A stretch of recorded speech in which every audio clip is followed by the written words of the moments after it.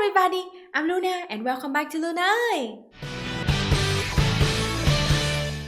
Welcome to my new series, Human Rights Watch. This is the new series about how Human Rights Watch and many other capitalist media outlets and Western NGOs are spreading half-truth news, even fake news about Vietnam. And that's one thing that I want you to know first. I am not a Vietnam propagandist. I am not being paid for this, even though I wish I was. I am not defending Vietnamese government. We have many problems, yes, but we are being described so unfairly and in a bad faith by biased news sources all over the world. Their purpose is to make us look so ugly, to prove that communism is evil and capitalism is only one good choice. Now about Human Rights Watch, I appreciate a lot of what they are doing. They did a really good job in many countries such as exposing the military dictatorship in Thailand. But when I read news about Vietnam, I am very disappointed. There is so much false news about us, and it's really sad because it undermines all the good work that they do and it makes it hard for me to trust them. This is the headline of Human Rights Watch about Vietnam. Vietnam's human rights record remains dire in all areas. The Communist Party maintains a monopoly on political power and allows no challenge to its leadership. Basic rights, including freedom of speech, opinion, press, association, and religion are restricted.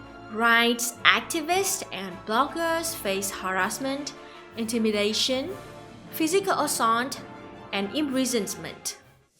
Oh my gosh! My country is so terrible. I was born here. I've been living here for nearly 30 years and never realized that how horrible my country is. So scary.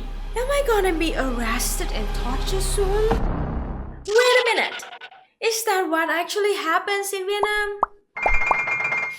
There's so much misinformation flying around. These reporters, they mix truth with lies, so it's impossible for me to cover them all at one time. So, in this series, I can just only cover one topic in one video. In this very first video, I'm gonna talk about the Vietnam Cyber Army.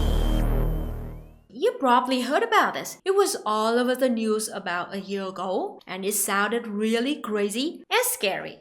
Last year, there was an article in Human Rights Watch about this. Vietnam, Big Brother is watching everyone. They said, Vietnam should postpone the application of the law on cybersecurity and revise it to bring it to conformity with the international law. The National Assembly passed the highly problematic law in June 2018.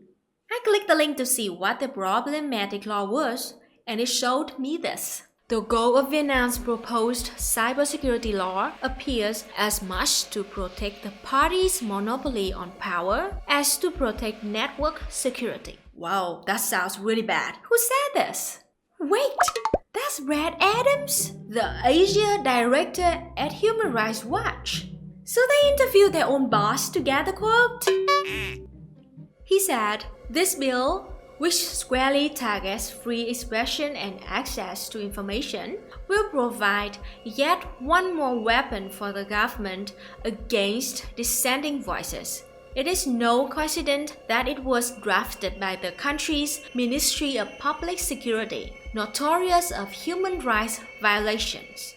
So they are saying how bad the Ministry of Public Security is to influence you to hate the law before you even know what the law is. This is called poisoning the well and is a classic propaganda tactic. Okay, go back to the first article. They said, in November, the Public Security Ministry published a draft decree with detailed instruction for carrying out the law and invited public comments until January 2nd, 2019. I clicked the link to look at the law itself to see what it said, and... oh look, it's Vietnamese. But wait, does the Vietnamese government always simultaneously publish all of its law in both Vietnamese and English? So why did they only link to the Vietnamese version of the law? Could it be because they didn't want you to read the law yourself? Oh well, let's keep reading the article.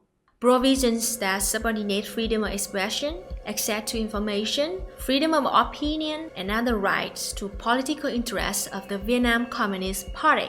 Defining network espionage as the act of knowingly bypassing a firewall, among other things, to illegally acquire information. Designating the principle of protecting cybersecurity to be under the leadership of Vietnam's Communist Party. Prohibiting the use of cyberspace to prepare, post, and spread information that has the content of propaganda, opposing the state of Socialist Republic of Vietnam, defends the nation, the national flag, the national emblem, the national anthem, great people, leaders, notable people, and national heroes, blah blah blah. You see what they're doing? They are giving you small sections of a long legal document out of their context, and you have to just assume that they are telling you the truth unless you speak Vietnamese. And obviously, they hope that you don't speak Vietnamese, because if you did, you would see how they are manipulating this information. Me, I speak Vietnamese, and I find this very disappointing and dishonest. But is it just Human Rights Watch? What about all those other news articles that came out about this topic from professional journalists working for big news and media outlets? What do they say about Vietnam Cyber Army? I checked Reuters, and this is one of their articles. Vietnam unveils 10,000 strong cyber unit to combat wrong views. And the article includes a scary picture of some Vietnamese cyber army soldiers. Oh, wait. This is just a picture of a bunch of kids in an internet cafe? Probably playing games. The Wall Street Journal and the Australian Vietnamese army commits 10,000 troops to new internet war. On Christmas Day, Vietnam's army unveiled its latest answer to the question of how to police the internet, a new 10,000 strong cyber unit to trawl the web and counter any wrongful opinions about the communist state's government. All of these organizations keep saying that the Vietnam cybersecurity law prohibits wrong views. Well, first of all, those are the words of the reporters, not the actual law. The law doesn't say that we, Vietnamese, aren't allowed to have wrong views. Those words were totally made up by these capitalist reporters and NGO agents. What the Vietnam cybersecurity law actually prohibits is spreading fake news to try to overthrow the Vietnam government, especially by foreign agents. Fake news is a big deal all over the world right now, not just in my country. Australia has a government task force to identify foreign influence campaigns. Brazil has a federal police task force to identify and punish the authors of fake news. In 2018, Taiwan added a clause to the state's Social Order Maintenance Act that criminalized the spread of misinformation. The United Kingdom has a National Security Communication Unit that is tasked with combating disinformation by state actors and others. And what about the best, most perfect country in the world, the USA? In January 2019, a company that created fake social media profiles to make millions of US dollars settled a case with the New York State Attorney. The settlement is the first case in which law enforcement has concluded that selling fake social media activity is illegal.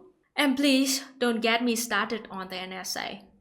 Many other countries are passing laws like this all over the world. I will put a link in the description to a listing of these kinds of laws so you can see if your own country has these kinds of laws and task forces being set up. So, Vietnam is just setting up a task force to deal with fake news spread by foreign agents, just like many other so-called democratic countries in the world. The biggest difference I can see is that Vietnam is socialist, while those other countries are capitalist. But why would Vietnam be concerned about fake news and disinformation from foreign countries? Why would foreign countries want to spread disinformation here in Vietnam? The answer is related to our history. This is a very complicated story and it will take a long time to fully explain this. So, in my next video, I will talk about this in detail. Today, I will just give you some brief information so you can have an overview of the situation that we are coping with. As you know, our communist revolution won against the US-backed anti-communist government in the south of Vietnam and became independent in 1975. Thousands of anti-communist Vietnamese went to America after the war, and they've been organizing their own anti-communist groups since then. These groups have been shown to work with the United States government, and it's widely believed that they also work with the CIA and other foreign intelligence agencies. They've been using the internet to sabotage our country for decades, and we, Vietnamese in Vietnam, have to deal with them every day on the internet. They use the internet to harass us, to spread fake news about Vietnam, to raise the hatred between non-communist and communist people, to encourage sabotage activities in Vietnam. I see these kinds of posts on Facebook every single day, and some of the lies are so ridiculous and so obviously untrue to any Vietnamese person who actually lives in Vietnam. But again, I don't have time to go into this topic in this video, so if you want to learn more about that, be sure to subscribe and stay tuned, because I will discuss this and show you what I'm talking about very soon. Anyway, one reason they made the new cybersecurity law is to fight these groups. They are getting stronger and more insidious, so we have to make a better effort to stop them, just like many other countries in the world. But actually, I'm getting ahead of myself. Let's just jump into the actual law itself as it is written. It's time to show you the truth. I'm going to read the 6 main laws from the document. If you don't believe anything I'm saying, you can just pause the video and go to the link in the description to read the official law in English for yourself. And if you happen to work for Human Rights Watch, maybe you can put this link on your website. Just a suggestion. So this is the actual law. Conduct, which is strictly prohibited. First, using cyberspace to conduct any of the following acts, like organizing, activating, colluding, instigating, bribing, cheating or tricking, manipulating, training or drilling people to oppose the state of Socialist Republic of Vietnam, distorting history, denying revolutionary achievements, destroying the National Solidarity Bloc, conducting offenses against religion, gender discrimination or racist acts, providing false information, causing confusion amongst the citizens, causing harm to socio-economic activities, causing difficulties for the operation of the state agencies or of people performing public duties, or infringing the lawful rights and interests of other agencies, organizations, and individuals. Activities being prostitution, social evils, or human trafficking, publishing information which is lewd, depraved, or criminal, or destroying the fine traditions and custom of the people, social ethics, or health of the community, inciting or activating other people to commit crime, conducting a cyber attack, cyber terrorism, cyber espionage, or cybercrime, causing a cybersecurity incident, attacking, infringing, or hijacking operational control of, or distorting, interrupting, stalling, paralyzing, or destroying an information system critical for national security. Producing or putting into use tools, facilities, software, or committing an act obstructing or disrupting the operation of a telecom network, the internet, computer network, information system, information processing and control system for e-policy. Blah blah. This is so long. Mostly talking about kind of the malwares or virus, okay? Next one, opposing or obstructing the activities of a cybersecurity task force, illegally attacking, neutralizing, disabling, or rendering ineffective any cybersecurity protective measures. The fifth one, and also a very important one, abusing or misusing cybersecurity protective activities in order to violate national sovereignty, interests or security, social order and safety, or the lawful rights and interests of agencies, or for personal profit.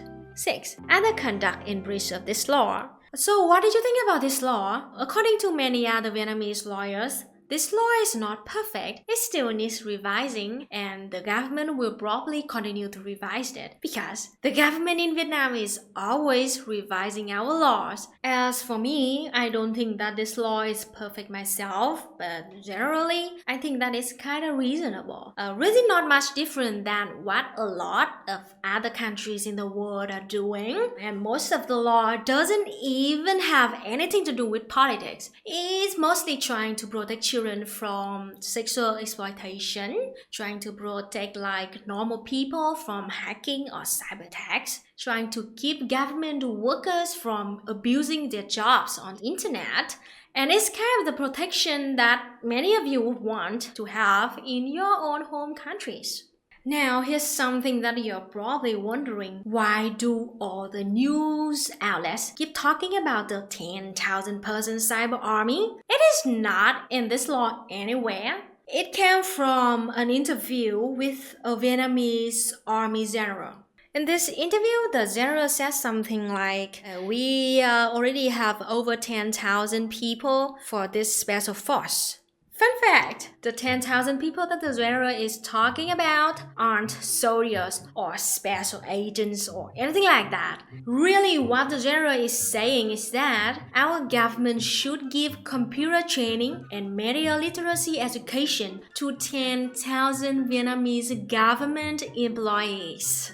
It's a workshop on how to stay safe on the internet that normal government employees are taking. The government is literally just teaching 10,000 normal people how to use smartphones, tablets, or laptops, and how to create new email accounts, and how to use social medias, and how to identify fake news. There are a lot of Vietnamese people who don't know how to use smart devices to access the internet safely, so that's why the general wanted to have this workshop. The only one thing that has anything to do with politics is a media literacy program that teaches government employees how to identify disinformation campaigns coming from foreign countries and report them.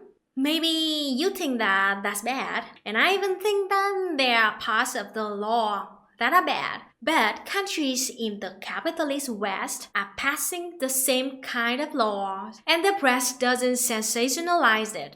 Nobody is calling the Australian or UK Internet Task Force cyber armies. Maybe Vietnam's law isn't perfect, but it's not nearly as scary or weird as this group's saying. And it is definitely not 10,000 person cyber army. In fact, it's pretty standard thing that capitalist countries are doing around the world. So why would all these news reports call it a cyber army and make it sound so scary and weird when this law is no different than what a lot of the other rich countries in the world are doing? I've been thinking a lot about why do capitalist media outlets do this to us? Of course, trying to hurt socialism and make capitalism look good is the main reason. But is there anything else going on? Orientalism. Have you ever heard of Orientalism?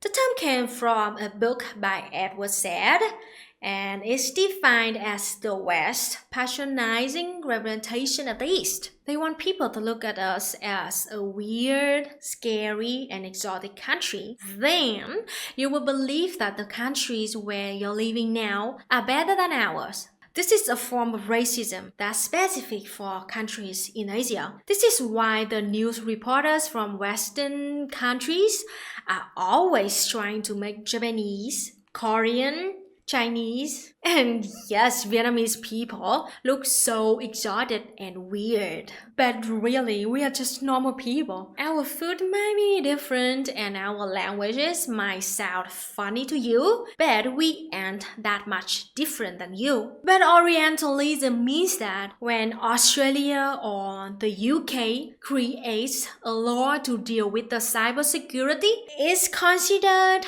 normal. But when we Vietnamese people we do exactly the same thing, they call it 10,000 person cyber army to make you feel afraid of us. Well, if there's anyone who should be afraid of the 10,000 person cyber army in Vietnam, it should be me. I'm a Vietnamese activist and I criticize the government all the time. And I'm not scared. Watch, I'm gonna criticize the Vietnamese government right now. Hey, Vietnamese government! You need to put the traffic circle in Trung Văn Crossroad in Hanoi. We are freaking tired of the traffic jam. See, everything is fine.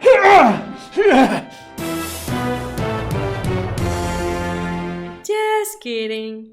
But I know that in the comments, there would be many people posting many links to articles about Vietnamese bloggers going to prison. This is a complicated topic as well, and I will talk about this in my future video. But for now, I hope you see that our cybersecurity law is not that scary and weird, and we do not have anything like cyber army to spy on Vietnamese people. But you know who does have a cyber army to spy on people all around the world?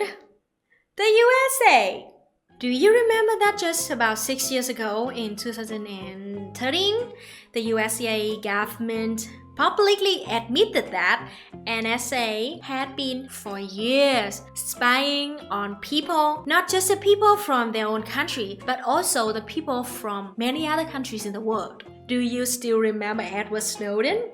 Well, there's no scandal like that in Vietnam to this day, and I certainly feel more afraid of the USA's NSA than the fictitious Vietnam Cyber Army.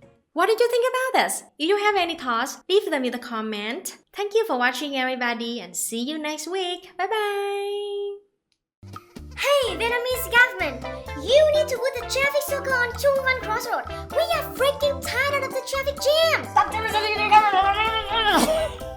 Oh yeah, you cover the camera. Yeah. Hey, Vietnamese government! You need to... Hey, Vietnamese government! You need to put the traffic circle in Trung Văn Crossroad. We are freaking tired of the traffic jam. Oh shit.